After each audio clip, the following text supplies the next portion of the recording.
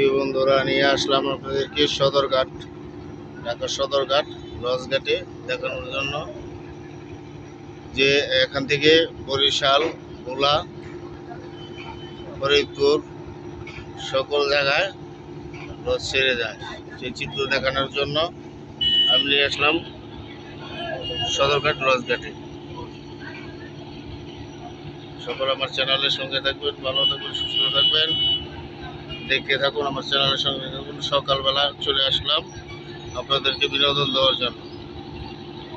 বিশেষ করে আমার সোনার বাংলাদেশ 71 এই চ্যানেলটাকে সাবস্ক্রাইব করবেন।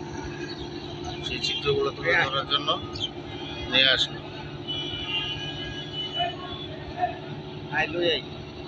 তাহলে দেরি